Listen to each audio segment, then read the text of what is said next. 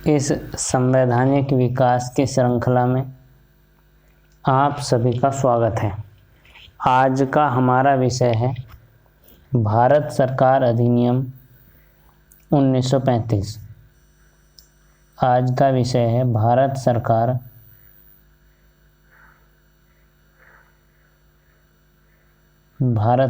अधिनियम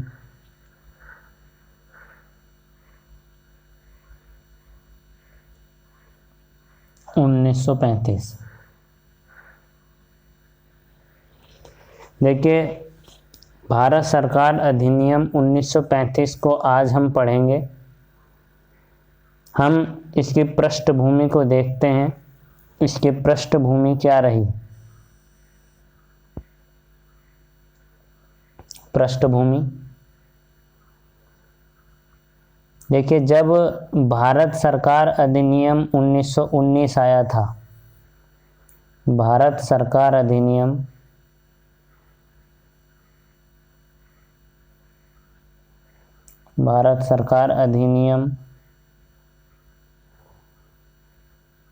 1919 आया था, तो इस भारत सरकार अधिनियम 1919 के अंतर्गत ये कहा गया था कि इस भारत सरकार अधिनियम 1919 की समीक्षा के लिए, इस अधिनियम की समीक्षा के लिए 10 वर्ष के बाद एक आयोग गठित किया जाएगा। 10 वर्ष बाद एक आयोग गठित किया जाएगा।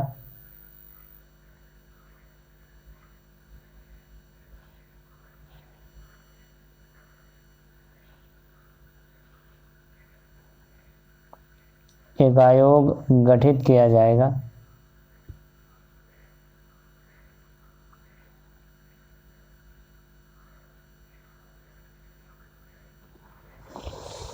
जब भारत सरकार अधिनियम 1919 आया तो इसके बाद ये कहा गया कि इस भारत सरकार अधिनियम 1919 की समीक्षा करने के लिए कि इस अधिनियम के अंतर्गत क्या प्रगति हुई है, उसकी समीक्षा करने के लिए यानी कि 10 वर्ष के बाद एक आयोग का गठन किया जाएगा। ऐसा भारत सरकार अधिनियम 1919 के अंतर्गत कहा गया था।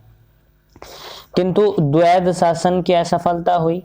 यहाँ जो लगाया गया द्वैध शासन था, द्वैध शासन, देखिए ध्यान देना है कि द्वैध शासन यहाँ प्रांतों में लगाया गया था। द्वैध शासन असफल हुआ और ये द्वैध शासन वह द्वैध शासन है जो 1919 में प्रांतों में द्वैध शासन लगाया गया था, जहां प्रांतों के विषयों को 2 भागों में बांट दिया गया था। एक विषय हस्तांतरित विषय थे और एक विषय सुरक्षित विषय थे।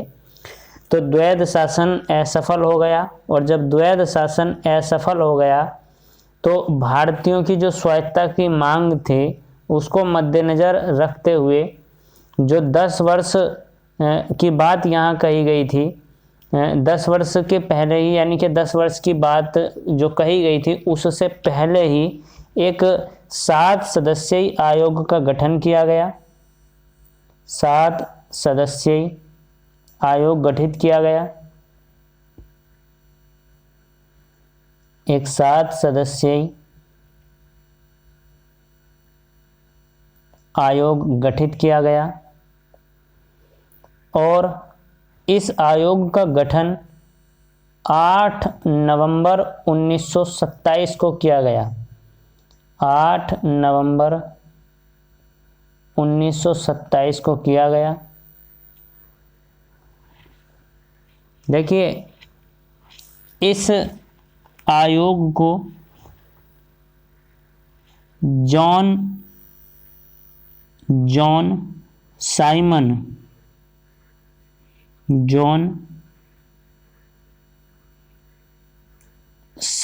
की अध्यक्षता में बनाया गया। जॉन साइमन की अध्यक्षता में इस आयोग को बनाया गया।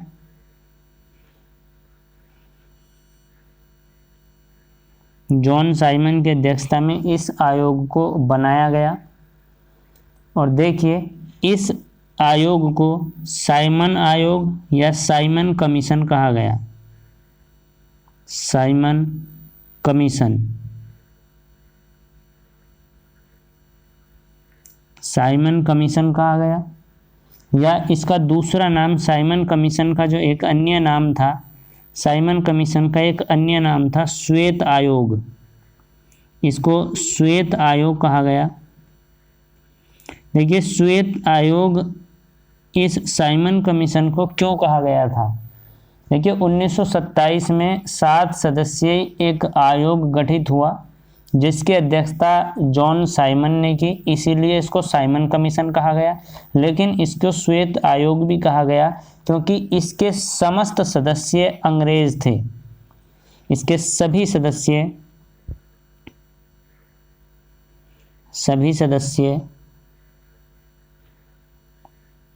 अंग्रेज थे। इसमें किसी भी भारतीय सदस्य को भाग नहीं दिया गया या इसका कोई भी सदस्य भारतीय नहीं था, समस्त सदस्य अंग्रेज सदस्य थे, इसीलिए इसको श्वेत आयोग कहा गया। क्योंकि जॉन साइमन की अध्यक्षता में इसको गठित किया गया था, इसलिए इसको साइमन कमीशन का नाम दिया गया। देखिए, इस आयोग में कोई भी भारतीय सदस्य शामिल नहीं था, इसीलिए इसका विरोध किया गया। देखिए, कई बार प्रश्न ये बनता है कि साइमन कमीशन का विरोध क्यों किया गया? साइमन कमीशन का विरोध क्यों किया गया? विरोध क्यों हुआ? देखिए, साइमन कमीशन का विरोध इसलिए हुआ क्योंकि इसका कोई भी सदस्य भारतीय नहीं था। भारतीय सदस्य न होना, भारतीय सदस्य न होना। देखिए, साइमन कमीशन में कोई भी सदस्य भारतीय नहीं था, इसीलिए इसका विरोध किया गया था। और देखिए, भारत सरकार अधिनियम 1919, भारत सरकार अधिनियम 1919 के अंतर्गत के प्रांतों में द्वैध शासन को लगाया गया, लेकिन प्रांतों में द्वैध शासन असफल रहा। भारत सरकार अधिनियम 1919 के अंतर्गत ये कहा गया था कि इसके कार्यों की समीक्षा करने के लिए 10 वर्ष के बाद एक आयोग गठित किया जाएगा, लेकिन 10 वर्ष पूरे होने से पहले ही चूंकि प्रांतों में द्वैध शासन असफल हो गया था, इसीलिए एक कमीशन का गठन किया गया 10 वर्ष से पहले ही, और वो साइमन की अध्यक्षता में इसका गठन किया गया। 7 सदस्यीय यह आयोग था, इसको साइमन कमीशन कहा गया। चूंकि इसके समस्त सदस्य अंग्रेज थे, इसलिए इसको श्वेत आयोग भी कहा गया। और भारतीयों ने इसका विरोध किया क्योंकि इसका कोई भी सदस्य भारतीय नहीं था, इस कारण से इसका भारत में विरोध हुआ। देखिए, कांग्रेस का मद्रास अधिवेशन था, ध्यान देंगे, कांग्रेस का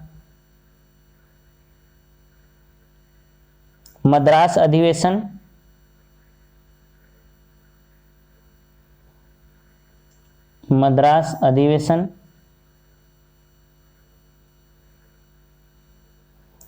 अध्यक्षता मद्रास अधिवेशन 1927, इसकी अध्यक्षता कर रहे थे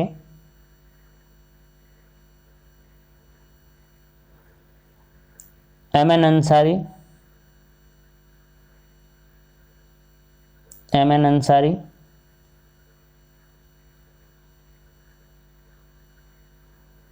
और 1927 का ये अधिवेशन था कांग्रेस का। 1927 का मद्रास अधिवेशन, इसके अध्यक्ष थे एम एन अंसारी।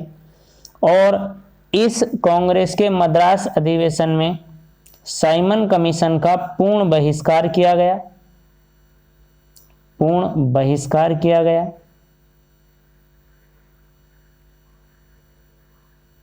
पूर्ण बहिष्कार किया गया।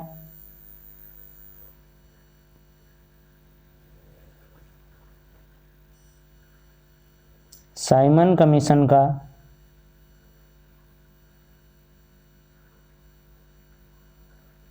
पूर्ण बहिष्कार कांग्रेस के मद्रास अधिवेशन में किया गया, जिसकी अध्यक्षता एमएन अंसारी कर रहे थे।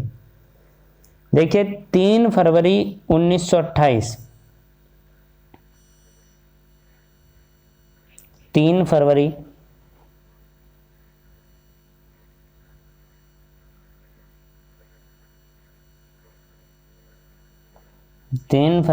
1928 को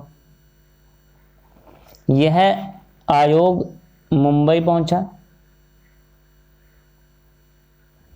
3 फरवरी 1928 को साइमन कमीशन मुंबई पहुंचा और 30 जून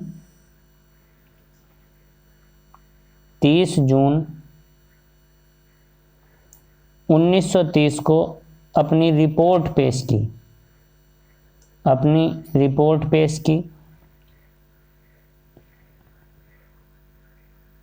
देखिए आयोग का विरोध हुआ, इसका पूर्ण बहिष्कार कांग्रेस ने किया। साइमन कमीशन का विरोध हुआ, लेकिन साइमन कमीशन का विरोध होने के बावजूद भी भारत सरकार अधिनियम 1935 को बनाया गया और साइमन कमीशन की रिपोर्ट के आधार पर ही बनाया गया। लगातार साइमन कमीशन का बहुत विरोध हुआ, लेकिन इसको आधार बनाया गया 1935 के भारत सरकार अधिनियम में। देखिए इस समय जो भारत सचिव थे वो थे भारत सचिव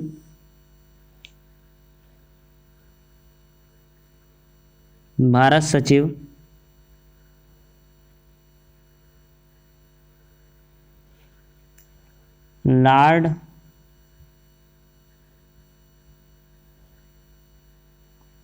बर्केनहेड। इस समय के जो भारत सचिव थे लॉर्ड बर्केनहेड थे। देखिए इन्होंने जो लोग साइमन कमीशन का विरोध कर रहे थे, उन साइमन कमीशन का विरोध करने वाले लोगों को एक चुनौती दी, और चुनौती ये दी कि उनको ये कहा कि अगर आप साइमन कमीशन का विरोध कर रहे हैं तो एक संवैधानिक मसविदा तैयार करके हमें दिखाइए। यानी कि एक चुनौती दी भारत सचिव ने, और चुनौती ये दी कि एक स्वीकार्य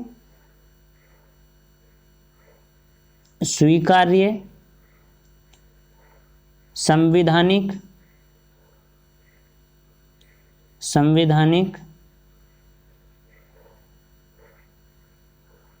मसविदा तैयार करिए। अगर आप साइमन कमीशन का विरोध कर रहे हैं तो हमारी एक चुनौती है कि आप स्वीकार्य संवैधानिक मसविदा तैयार करिए, और अगर आप ऐसा कर पाते हैं तो हम उसके बारे में विचार करेंगे। तो देखिए इस चुनौती को स्वीकार किया कांग्रेस ने,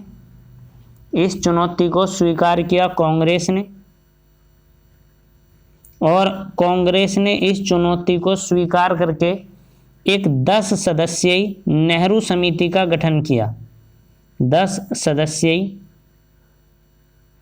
नेहरू समिति का गठन किया, नेहरू समिति गठित की।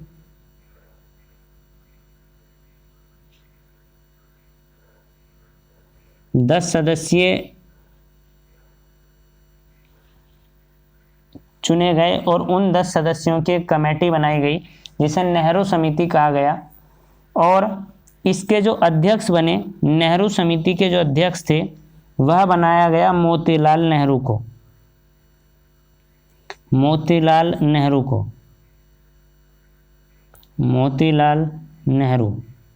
देखिए मोतीलाल नेहरू को इस 10 सदस्यीय नेहरू समिति का अध्यक्ष बनाया गया, और यह जो समिति थी, यह जो भारत सचिव था 1927 में, उसकी एक चुनौती, बर्केनहेड की एक चुनौती, जिसमें कहा गया था कि साइमन कमीशन का विरोध करने वाले नेता जो है एक स्वीकार्य संवैधानिक मसविदा तैयार करके हमें दिखाइए। तो इस चुनौती को स्वीकार किया कांग्रेस ने और 10 सदस्यीय नेहरू समिति का गठन किया और मोतीलाल नेहरू को इसका अध्यक्ष बनाया। और मोतीलाल नेहरू को अध्यक्ष बनाने के बाद इस समिति ने यानी कि 10 सदस्यीय नेहरू समिति ने 10 अगस्त 1928 को 10 अगस्त 1928 को अपनी रिपोर्ट प्रस्तुत की और इस रिपोर्ट को 10 अगस्त 1928 वाली रिपोर्ट को नेहरू रिपोर्ट भी कहा जाता है। नेहरू रिपोर्ट भी कहा जाता है। देखिए, इसको नेहरू रिपोर्ट भी कहा जाता है। अब हम ये समझने का प्रयास करते हैं, ये समझते हैं कि नेहरू रिपोर्ट में क्या क्या बताया गया। नेहरू रिपोर्ट में जो मुख्य बिंदु थे वह मुख्य बिंदु क्या थे, देखते हैं। देखिए, नेहरू रिपोर्ट के जो मुख्य बिंदु थे वो इस प्रकार से थे कि पहला तो इसमें ये बताया गया औपनिवेशिक स्वराज, औपनिवेशिक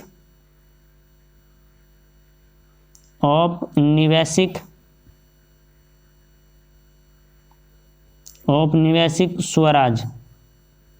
औपनिवेशिक स्वराज का अर्थ है कि जो ब्रिटिश हैं, ब्रिटिश उपनिवेश के तौर पर, कॉलोनी के तौर पर भारत को बनाए रखेंगे, लेकिन जो स्वराज है यानी कि जो भारतीय हैं वो इसका भारत का आंतरिक प्रशासन देखेंगे। उसके बाद दूसरा है, इस नेहरू रिपोर्ट का दूसरा मुख्य बिंदु था केंद्र में पूर्ण उत्तरदायी शासन। केंद्र में पूर्ण उत्तरदायी शासन, पूर्ण उत्तरदायी शासन यानी कि सेंट्रल में जो गवर्नमेंट होगी वो रेस्पॉन्सिबल गवर्नमेंट होगी, पूर्णतः उत्तरदायी गवर्नमेंट होगी। फिर इसकी जो तीसरा बिंदु था नेहरू रिपोर्ट का, यह था प्रांतीय स्वतंत्रता, यानी कि प्रांतों को, राज्यों को स्वतंत्रता दी जाएंगी, प्रांतीय स्वतंत्रता। इसका जो चौथा मुख्य पॉइंट था सर्वोच्च न्यायालय की तत्काल स्थापना, की भारत में एक सर्वोच्च न्यायालय की तत्काल रूप से स्थापना की जाए, सर्वोच्च न्यायालय की तत्काल स्थापना।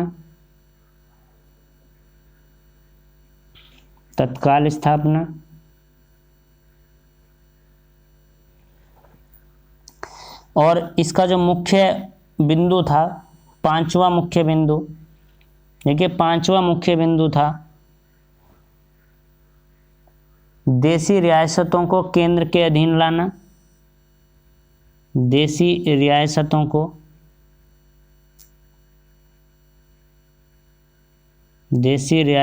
को केंद्र के अधीन लाना, केंद्र के अधीन लाना। छठवां जो मुख्य बिंदु था इस रिपोर्ट का,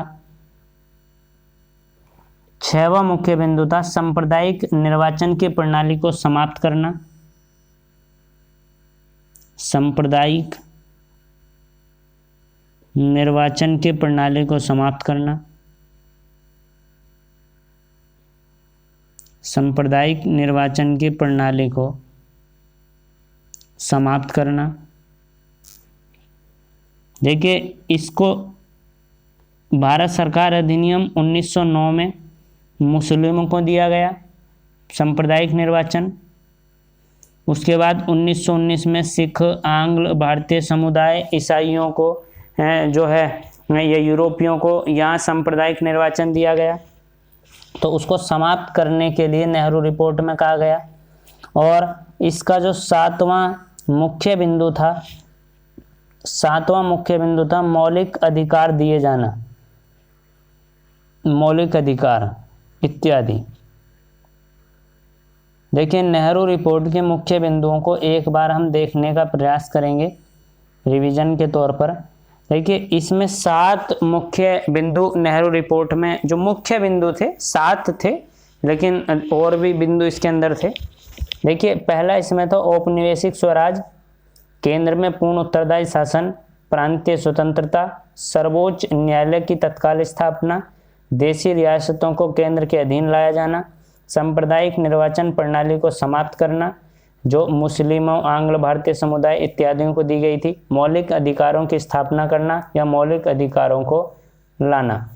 देखिए, जब नेहरू रिपोर्ट को पेश किया गया 10 अगस्त 1928 को नेहरू रिपोर्ट ने अपनी रिपोर्ट दिया, नेहरू रिपोर्ट जो थी, नेहरू समिति ने अपनी रिपोर्ट पेश की, तो इसी के विरोध में मोहम्मद अली जिन्ना, देखिए मुस्लिम लीग या मोहम्मद अली जिन्ना की अगर हम बात करें तो मोहम्मद अली जिन्ना ने नेहरू रिपोर्ट के विरोध में, नेहरू रिपोर्ट के विरोध में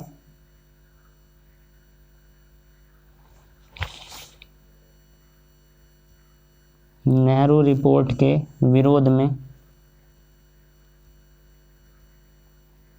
एक 14 सूत्री मांग, एक 14 सूत्री कार्यक्रम या एक 14 सूत्री मांग, देखिए 14 सूत्री मांग को नेहरू रिपोर्ट के विपरीत या नेहरू रिपोर्ट के विरोध में 14 सूत्री मांग को मोहम्मद अली जिन्ना ने 14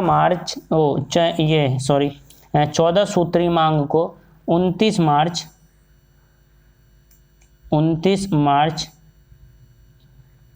1929 में पेश किया।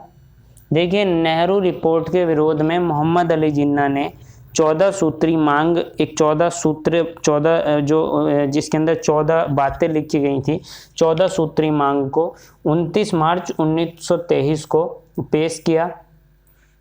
देखिए, इसके पश्चात जो ये जिन्ना की 14 सूत्री मांग हो गई और जो नेहरू रिपोर्ट हो गई, इसके बाद 1930 से, देखिए 1930 में ब्रिटेन में गोलमेज सम्मेलन होने शुरू हुए। ब्रिटेन में गोलमेज सम्मेलन, गोलमेज सम्मेलन, ठीक है, पहला गोलमेज सम्मेलन 1930 में हुआ। दूसरा गोलमेज सम्मेलन 1931 में हुआ और तीसरा गोलमेज सम्मेलन 1932 में हुआ। 3 गोलमेज सम्मेलन हुए। ये नेहरू रिपोर्ट और जिन्ना रिपोर्ट, जो जिन्ना की 14 सूत्री मांग थी, उसके बाद ब्रिटेन में 1930 में पहला गोलमेज सम्मेलन, 1931 में दूसरा गोलमेज सम्मेलन और 1932 में तीसरा गोलमेज सम्मेलन आयोजित किया गया। और 4 अगस्त 1935 को 4 अगस्त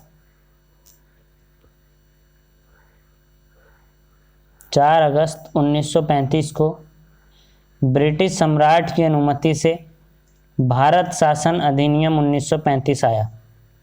भारत शासन अधिनियम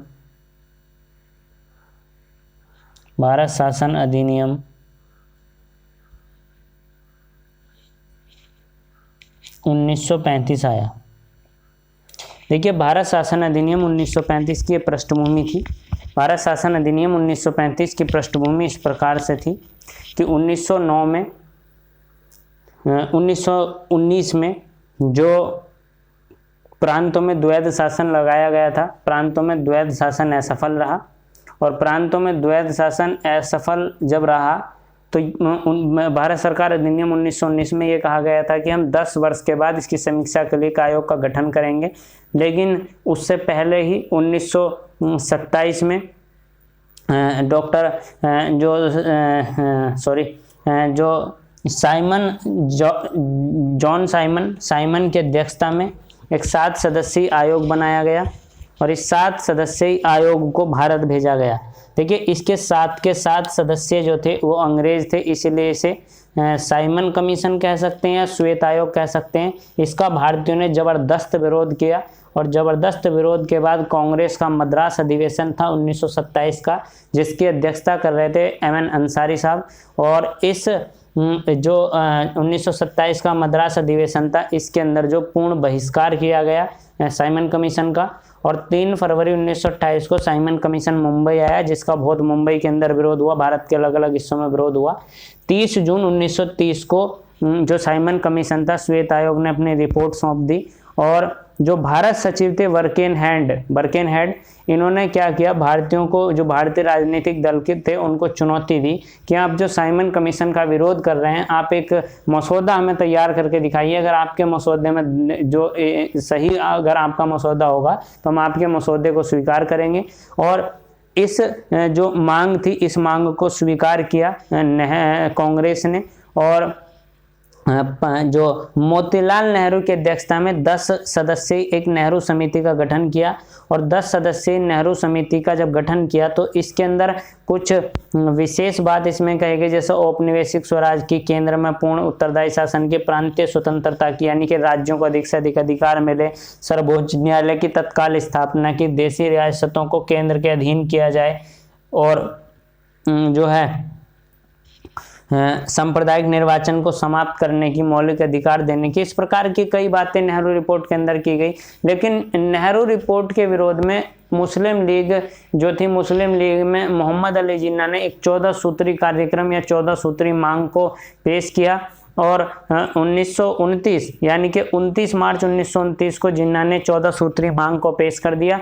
और उसके बाद जो ब्रिटेन में गोलमेज सम्मेलन हुए, 1930 में पहला गोलमेज सम्मेलन, 31 में दूसरा गोलमेज सम्मेलन और 32 में तीसरा गोलमेज सम्मेलन हुआ। इसी के बाद में जो 4 अगस्त 1935 को ब्रिटिश सम्राट की अनुमति से भारत शासन अधिनियम 1935 आ गया। और भारत शासन अधिनियम 1935 की हम विशेषता समझते हैं। भारत शासन अधिनियम 1935 की विशेषता क्या है? देखिए, जब हम भारतीय संविधान को पढ़ना शुरू करेंगे तो भारतीय संविधान का बहुत सारा जो पार्ट है वो भारत शासन अधिनियम 1935 से लिया गया है। ये वास्तव में एक मिनी संविधान था, एक छोटा संविधान था, और इसको पढ़ने का हम प्रयास करते हैं कि इसके अंतर्गत क्या क्या प्रावधान दिए गए थे। देखिए, यह अंतिम और सबसे बड़ा जटिल दस्तावेज था। जो संवैधानिक प्रस्ताव था उनमें सबसे अंतिम और सबसे बड़ा जटिल दस्तावेज था। इसमें कुल 321 अनुच्छेद बनाए गए थे। कुल 321 अनुच्छेद बनाए गए थे। 321 अनुच्छेद थे इसके अंदर। 10 अनुसूचियां थी। 10 अनुसूचियां थी। 14 भाग थे। देखिए, भारत सरकार अधिनियम 1935 में 321 अनुच्छेद, 10 अनुसूचियां और 14 भाग थे। और भारतीय संविधान पर इसका बहुत प्रभाव है, ये तो हम सब लोग जान ही रहे हैं। अब हम इसके अंदर देखते हैं क्या क्या इसके अंदर जो परिवर्तन किए गए, क्या क्या विशेषताएं इसके अंदर जो है भारत को मिली। देखिए, सबसे पहला इसकी जो एक विशेषता रही, इसकी विशेषता ये रही कि अखिल भारतीय संघ की स्थापना की जाए। पहली जो विशेषता इसके माध्यम से रही, ये रही कि अखिल भारतीय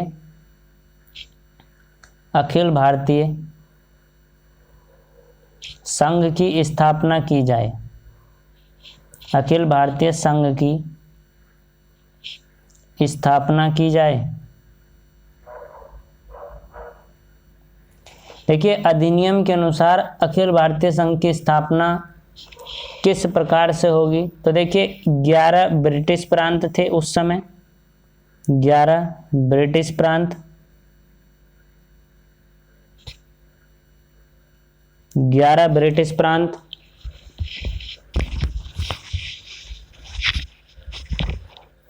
6 कमिश्नरियां थी। 6 कमिश्नरियां। देखिए, कमिश्नरियों को आज के केंद्र शासित प्रदेश से तुलना करके देख सकते हैं। 6 कमिश्नरियां तथा उन देशी रियासतों या जो देशी रियासतें थी, देशी रियासतों से मिलकर अखिल भारतीय संघ की स्थापना होगी। देखिए, ब्रिटिश प्रांतों का संघ में शामिल होना अनिवार्य था, यानी कि ब्रिटिश प्रांत को अनिवार्य था संघ में शामिल होना। और देशी रियासतें अपनी स्वेच्छा से जो शामिल होना चाहती हैं वे इसमें शामिल हो सकती थी।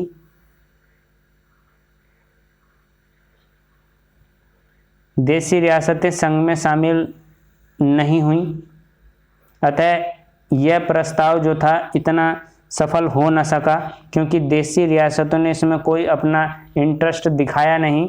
इसलिए जो अखिल भारतीय संघ था उसकी स्थापना का जो मूल था वो मूल प्राप्त हो नहीं सका। इसलिए 1 अप्रैल 1937 को प्रांतीय स्वायत्तता लागू कर दी गई। देखिए इसी के अनुसार 1 अप्रैल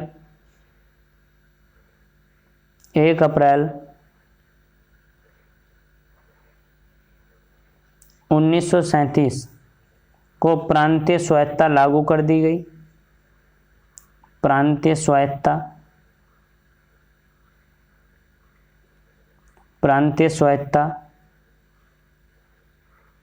लागू कर दी गई। देखिए प्रांतीय स्वायत्तता लागू करने का अर्थ यहाँ ये है कि प्रांतियों को अधिक से अधिक अधिकार दिए जाएं। देखिए इस भारत सरकार अधिनियम 1935 में जो 1919 में प्रांतों में द्वैध शासन लगाया गया था, उस प्रांतों के द्वैध शासन को समाप्त कर दिया गया और केंद्र में द्वैध शासन को लगा दिया गया। केंद्र में द्वैध शासन को लगा दिया गया।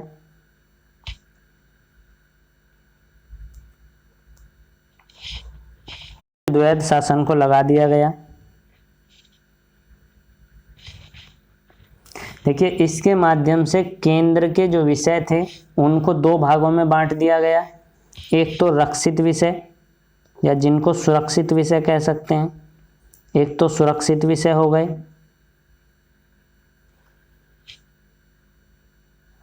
दूसरे हस्तांतरित विषय हो गए। हस्तांतरित विषय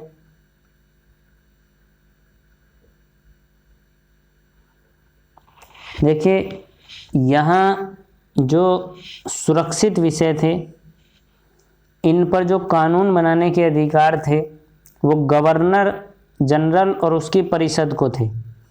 गवर्नर जनरल और उसकी परिषद को अधिकार थे रक्षित विषयों पर कानून बनाने के। देखिए रक्षित विषय कौन कौन से थे, रक्षित विषय को समझने का प्रयास करते हैं। रक्षित विषय में प्रतिरक्षा यानी कि रक्षा, डिफेंस, विदेशी मामले,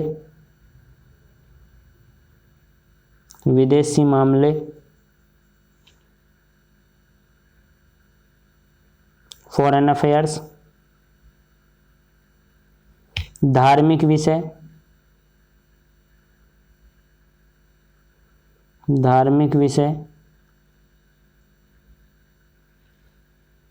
और जनजाति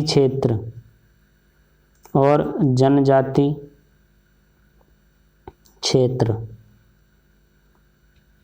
ये वो विषय थे जो सुरक्षित विषय थे। और जब केंद्र में द्वैध शासन को लगाया गया तो सुरक्षित विषय और हस्तांतरित विषय 2 विषय बट गए, और जो सुरक्षित विषय थे इन पर कानून बनाने के जो अधिकार थे वो गवर्नर जनरल और उसकी परिषद को दे दिए गए। इस सुरक्षित विषयों में डिफेंस, फॉरेन अफेयर्स, रिलीजियस मामले और जनजातीय क्षेत्र के जो मामले थे उनको सुरक्षित विषय में दिया गया। और तथा ये अपने कार्यों के लिए भारत सचिव के माध्यम से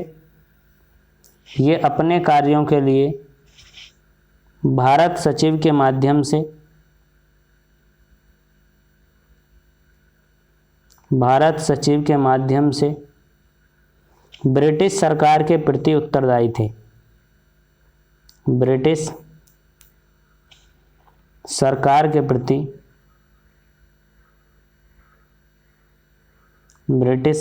प्रति उत्तरदायी।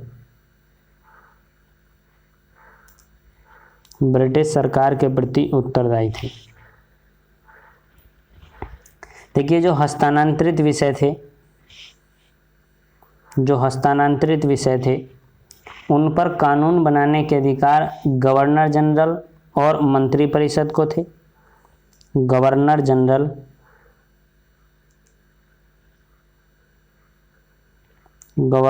जनरल और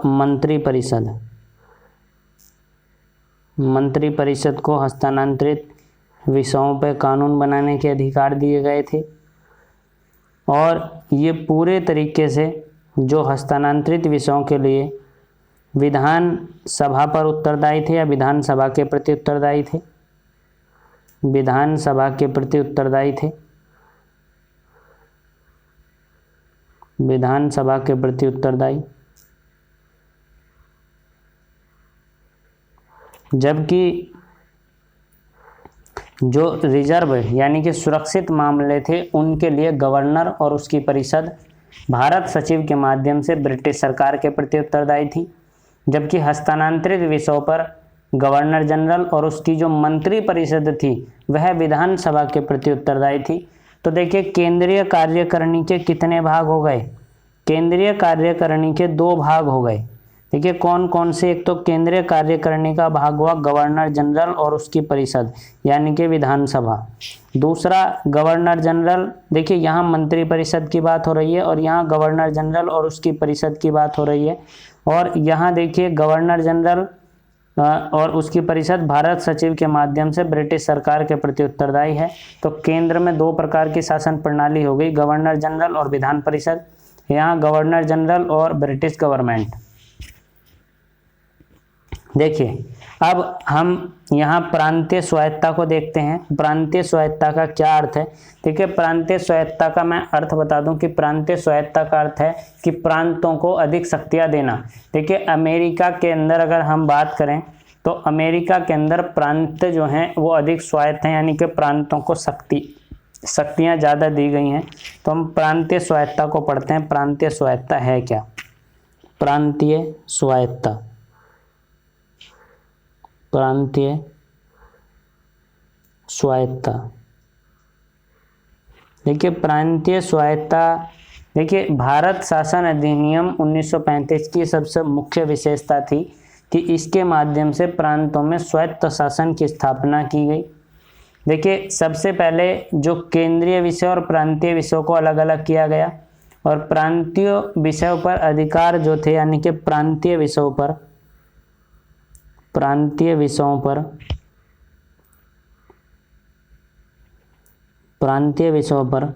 विधि बनाने के जो अधिकार थे, विधि बनाने के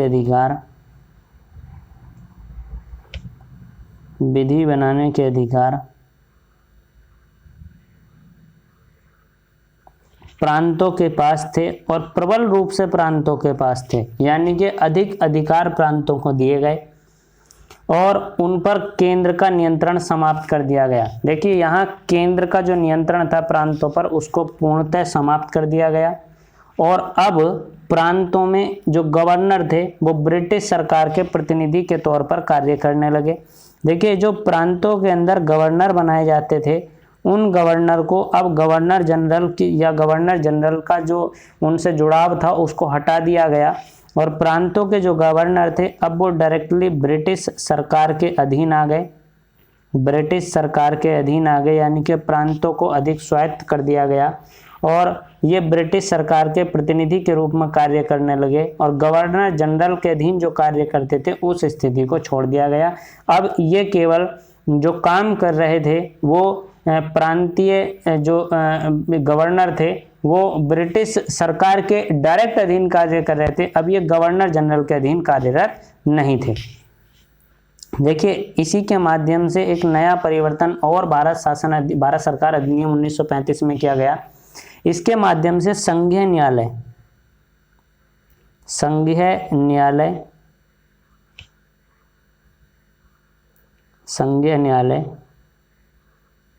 फेडरल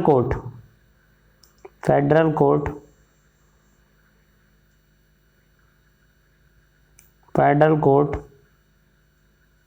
की स्थापना की गई, संघीय न्यायालय या फेडरल कोर्ट की स्थापना की गई। देखिए, भारत सरकार अधिनियम 1935 के माध्यम से ही संघीय न्यायालय की स्थापना की गई और संघीय न्यायालय को दिल्ली में स्थापित किया गया। संघीय न्यायालय की जो स्थापना की गई वो कहाँ की गई? दिल्ली में। संघीय न्यायालय की स्थापना दिल्ली में की गई। देखिए, इसमें एक मुख्य न्यायाधीश और अधिकतम 6 अन्य न्यायाधीश थे। एक इसमें मुख्य न्यायाधीश और उसके साथ साथ 6 अन्य न्यायाधीशों की नियुक्ति का प्रावधान इसमें रखा गया। अन्य न्यायाधीश, एक मुख्य न्यायाधीश और 6 अन्य न्यायाधीश की नियुक्ति का प्रावधान यहाँ दिया गया। और इनकी जो नियुक्ति थी, इनकी नियुक्ति सम्राट के द्वारा की जाती थी, यानी कि जो ब्रिटिश सम्राट था, सम्राट के द्वारा इनकी नियुक्ति की जाती थी। देखिए, मुख्य न्यायाधीश हो चाहे अन्य न्यायाधीश हो, इनकी जो नियुक्ति के अधिकार थे वो सम्राट के अधिकार थे, यानी कि इनकी जो नियुक्ति थी वो सम्राट के द्वारा की जाती थी। और इनके निर्णय के विरुद्ध अगर कोई अपील करनी है तो इनके निर्णय के विरुद्ध अपील को प्रिवी काउंसिल में किया जा सकता था। प्रिवी काउंसिल में इनके निर्णयों के विरुद्ध अपील को किया जा सकता था। देखिए, 1937 से इस न्यायालय ने, यानी कि 1 अक्टूबर 1937 से इस संघीय न्यायालय ने अपना कार्य प्रारंभ कर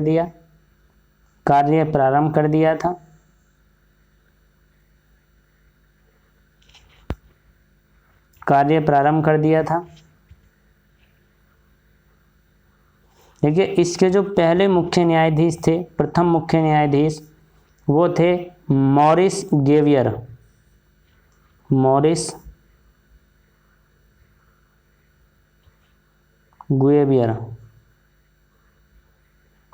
गुइवियर को इसका मुख्य न्यायाधीश बनाया गया।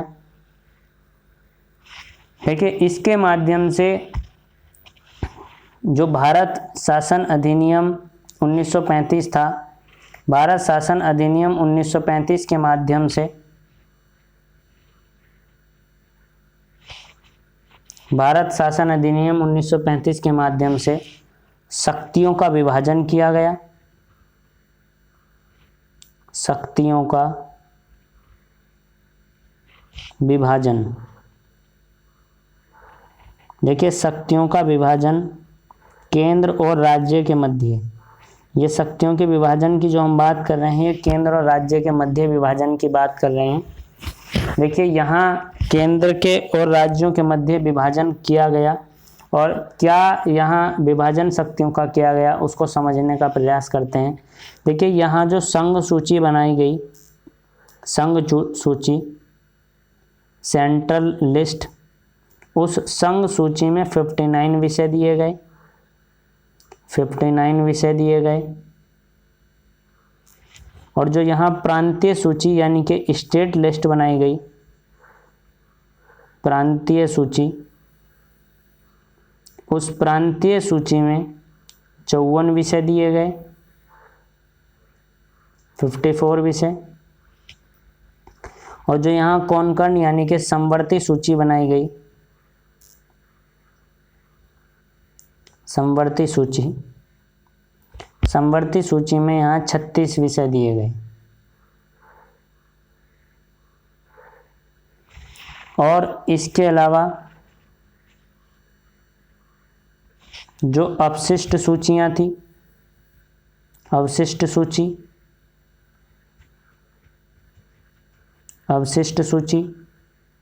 और अवशिष्ट सूची के साथ साथ जो आपातकालीन शक्तियाँ थी, आपातकालीन शक्तियाँ, ये आपातकालीन शक्तियाँ वायसराय या गवर्नर जनरल को दी गई। वायसराय को ये शक्तियाँ सौंप दी गई, यानी कि अब वायसराय जो होगा वो अवशिष्ट सूची और आपातकालीन शक्तियों पर कानून बना सकेगा। बाकी जो 59 विषय हैं संघ सूची के, उन पर संघ सरकार, प्रांतीय सूची के 54 विषय पर प्रांत सरकार और समवर्ती सूची के 36 विषयों पर केंद्र यानी कि संघ या प्रांतीय कोई भी सरकार कानून बना सकती है। देखिए, भारत सरकार अधिनियम 1935 के माध्यम से शक्तियों का विभाजन किया गया था। नया परिवर्तन देखते हैं। नया परिवर्तन यहाँ था, 11 प्रांतों में विधानसभाएं गठित की गई। 11 प्रांतों में विधानसभाएं गठित की गई।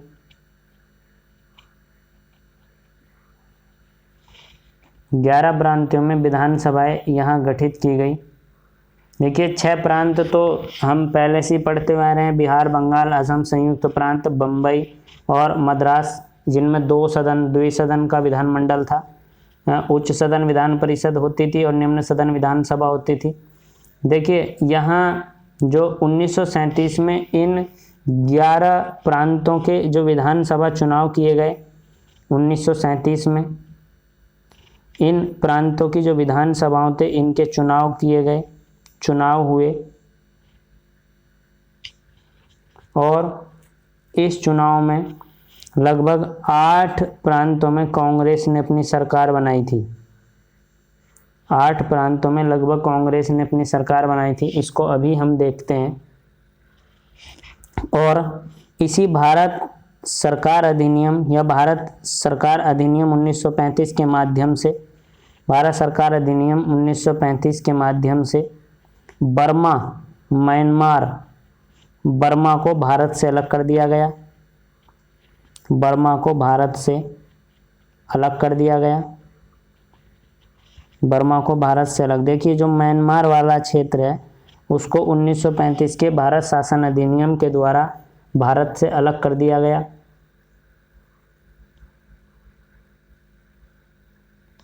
अब हम देखते हैं 1937 के प्रांतीय चुनाव। 1937 के प्रांतीय चुनाव की क्या पृष्ठभूमि रही, क्या स्थितियां 1937 के प्रांतीय चुनाव में हुई। देखिए 1937 के प्रांतीय चुनाव भारत शासन अधिनियम 1935 की देन थे, यानी कि भारत शासन अधिनियम 1935 में ही प्रांतीय चुनाव का जिक्र किया गया था। और इसमें देखिए 5 प्रांत, जो 5 प्रांतों में कांग्रेस ने पूर्ण बहुमत प्राप्त किया था। ये 5 प्रांत कौन से थे? देखिए 5 प्रांतों में कांग्रेस पूर्ण बहुमत की सरकार बनाई थी। 5 प्रांत कौन कौन से थे जिनमें कांग्रेस की पूर्ण बहुमत की सरकार बनी थी? मद्रास में कांग्रेस पूर्ण बहुमत की सरकार बनाई थी। हम 1937 के प्रांतीय चुनाव की बात कर रहे हैं, जहां कुल 11 विधानसभाओं के चुनाव हुए थे, जिनमें से 5 प्रांतों में कांग्रेस ने अपनी पूर्ण बहुमत की सरकार बनाई थी, जिनमें से मद्रास, बिहार, उड़ीसा, मध्य प्रांत,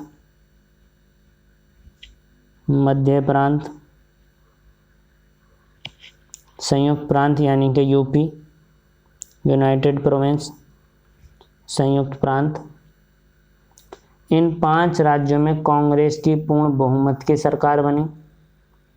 और जो कांग्रेस थी, कांग्रेस सबसे बड़े दल के रूप में उभर के आई। और यहाँ जो पंजाब था, पंजाब में यूनियनिस्ट पार्टी, देखिए पंजाब में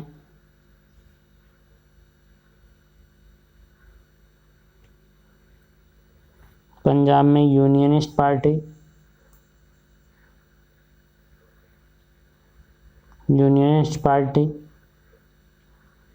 और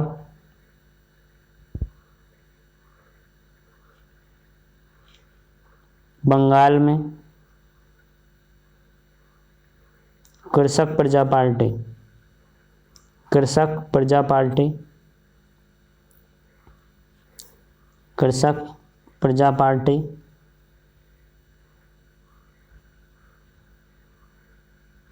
और मुस्लिम लीग के सहयोग से सरकार बनाई गई। देखिए पंजाब में यूनियनिस्ट पार्टी और मुस्लिम लीग, और बंगाल में कृषक प्रजा पार्टी और मुस्लिम लीग के गठबंधन के बाद सरकार बनाई गई। और यहाँ उत्तर प्रदेश की अगर हम बात करें संयुक्त प्रांत की, तो संयुक्त प्रांत के जो मुख्यमंत्री बनाए गए थे, संयुक्त प्रांत के मुख्यमंत्री बनाए गए थे गोविंद बल्लभ पंत। यहाँ के जो मुख्यमंत्री थे गोविंद बल्लभ पंत। गोविंद बल्लभ पंत। देखिए उत्तर प्रदेश के पहले जो मुख्यमंत्री 1937 के विधानसभा चुनाव के बाद बने वो गोविंद बल्लभ पंत बने। और यहाँ अगर हम सरकार की बात करें तो ये जो सरकारें थी जो 1937 के प्रांतीय विधानसभा चुनाव के बाद सरकार बनाई गई थी, इन सरकारों ने लगभग 28 माह तक कार्य किया, 28 माह तक शासन किया, 28 माह तक शासन किया। और 28 माह तक शासन करने के बाद अक्टूबर 1939 में कांग्रेस का जो मंत्रिमंडल था उसने 8 प्रांतों में जो सरकार बनी थी उन 8 प्रांतों से इस्तीफा दे दिया। 8 प्रांतों से इस्तीफा दे दिया। कांग्रेस ने इसका विरोध किया और यहाँ 8 प्रांतों से इस्तीफा यानी कि सामूहिक त्यागपत्र दे दिया। और देखिए सामूहिक त्यागपत्र देने के कारण क्या थे, उन कारणों को देखते हैं कि ये त्यागपत्र क्यों दिया गया। जिसकी मांग स्वराज की उठ रही थी, जब स्वराज का जो मांग इनको मिलनी शुरू हुई तो उसके बाद विरोध की क्या वजह आई, उन विरोध की वजह को देखते हैं। तो विरोध के 2 कारण हम देख सकते हैं। देखिए पहला कारण तो ये था कि बिना कांग्रेस की सहमति के भारत को दूसरे विश्व युद्ध में शामिल किया गया था। बिना कांग्रेस की सहमति के बिना कांग्रेस की सहमति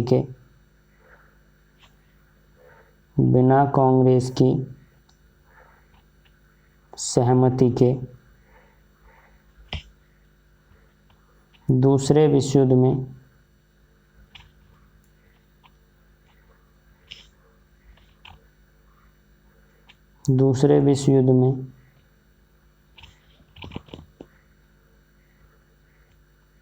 भारत को शामिल किया गया।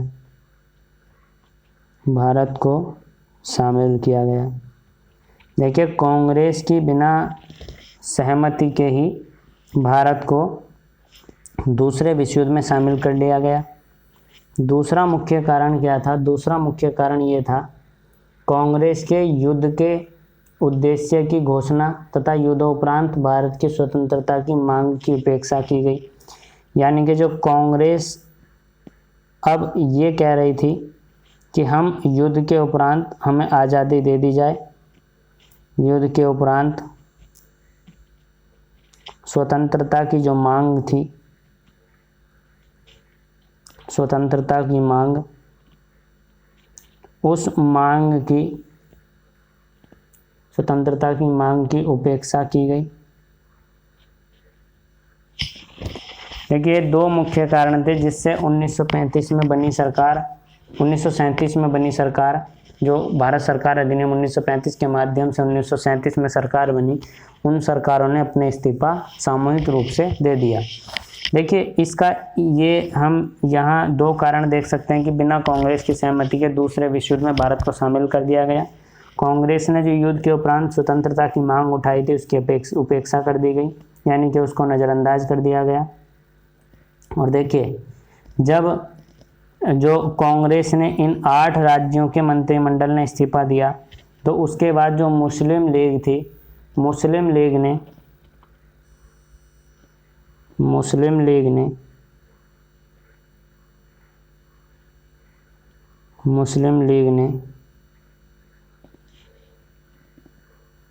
22 दिसंबर 1939 को मुक्ति दिवस मनाया। मुक्ति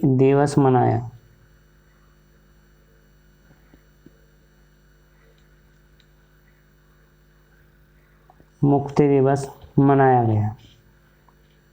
देखिए कल का हमारा विषय रहेगा अगस्त प्रस्ताव 1940। अगस्त प्रस्ताव 1940 और क्रिप्स मिशन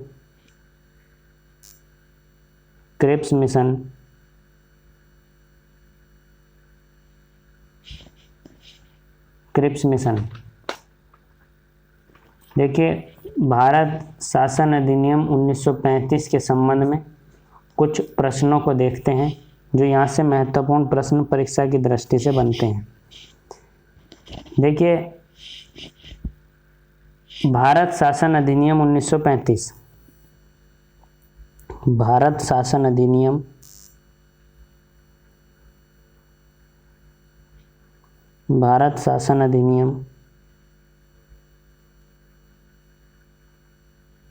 1935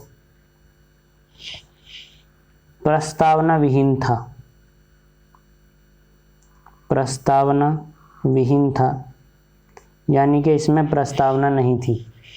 देखिए, प्रश्न ये बनता है कि कौन सा अधिनियम प्रस्तावना विहीन था। तो भारत शासन अधिनियम 1935 जो था वो प्रस्तावना विहीन था। देखिए, प्रस्तावना विहीन था,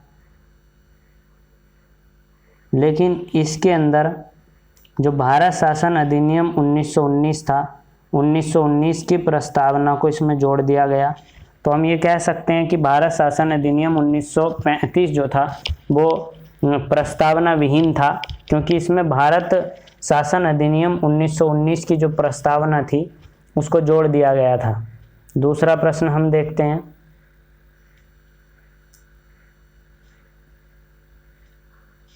देखिए, दूसरा प्रश्न है, भारत में संघीय सरकार की स्थापना का प्रस्ताव किस अधिनियम में था? संघीय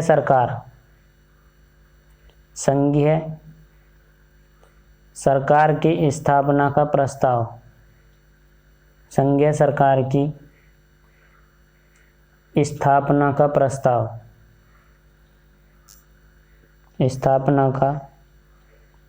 प्रस्ताव। देखिए, संघीय सरकार की स्थापना का प्रस्ताव भारत शासन अधिनियम या भारत सरकार अधिनियम 1935 में था। इसी के साथ यहाँ जो संघ में द्वैध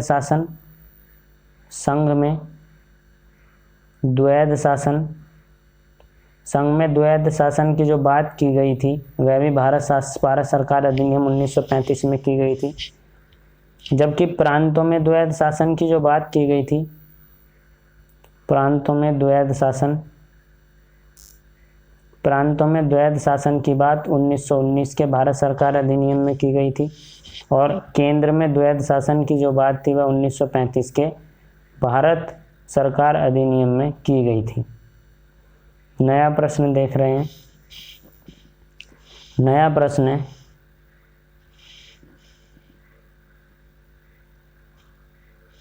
देखिए, भारत में जो संघीय सरकार थी, संघीय सरकार क्यों स्थापित नहीं हो सकी?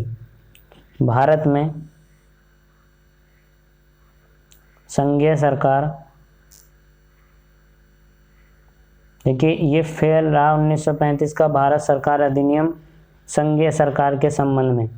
भारत में संघीय सरकार स्थापित नहीं हो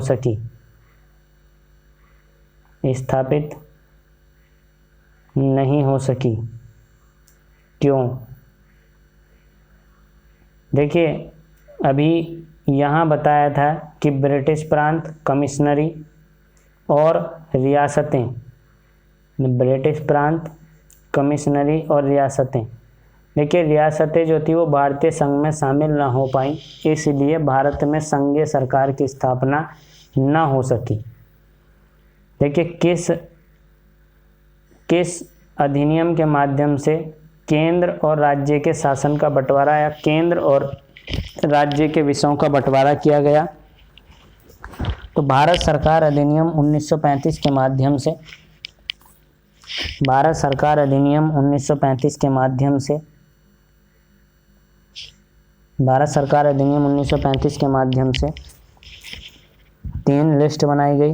एक संघ सूची बनाई गई, एक राज्य सूची बनाई गई और एक कोंकण यानी कि समवर्ती सूची बनाई गई।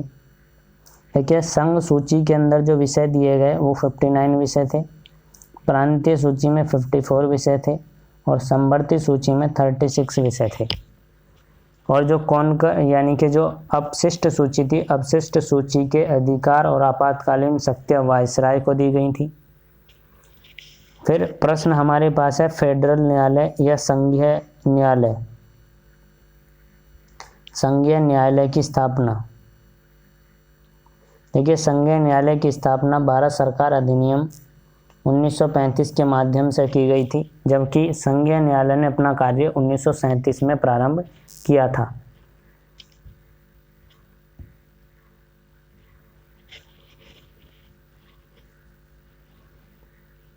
धन्यवाद।